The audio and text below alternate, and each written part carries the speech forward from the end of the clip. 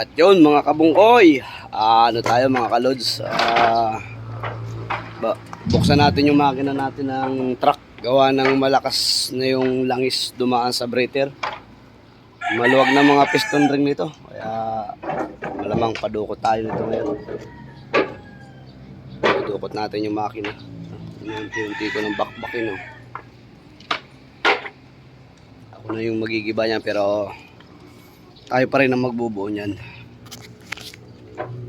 Ayan guys, at mamaya paklasin muna natin yung cylinder head.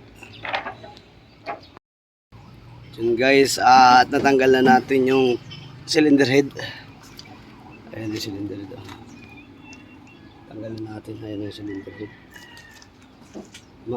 Maayos naman yung cylinder head niya, okay. Ang alog niya talaga yung piston. Ito 3 at saka 1.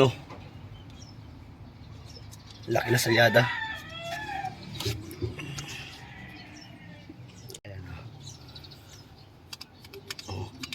Alog na alog. Hindi naman tayo mekaniko, pero alam natin yung talaga alog. Ito alog din to. Kita mo na sa gitna, alog yan. 3-1 alog. Talagang palitan ng yan, liner. Piston pati. Papalitan ko yan. Kumuha ka ng kutsilyo doon. Okay naman yung head nyo i-drain natin. Lawagan ko yung tornilyo. 24. Guys, iba yung medyo nakakaintindi sa makina. Nakakatipid tayo sa sa pagpagawa. Pero ang magbubuo nito sa kay Busing Arnold sa machine shop para siguro para linis ko yung head, parepis ko. Hindi naman, liha lang yan.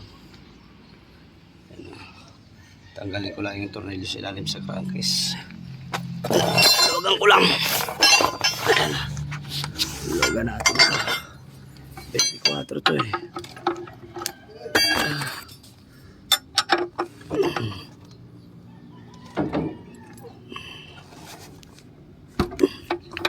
Tigas.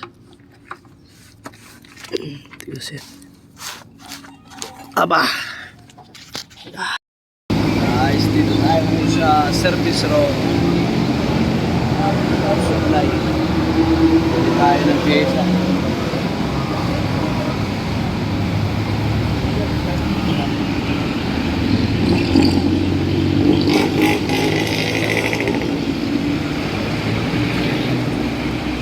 Kami yung manok.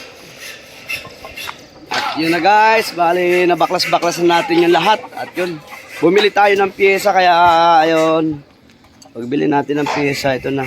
Yung pinapalinis ko, hindi pa nalinisan, Para bukas, salpak na lang natin to. Baliktarin na lang natin yung liner.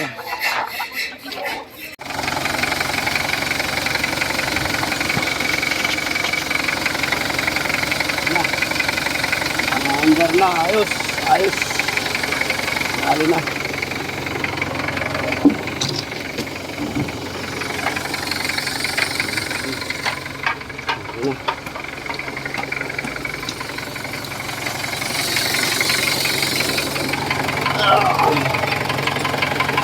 Under,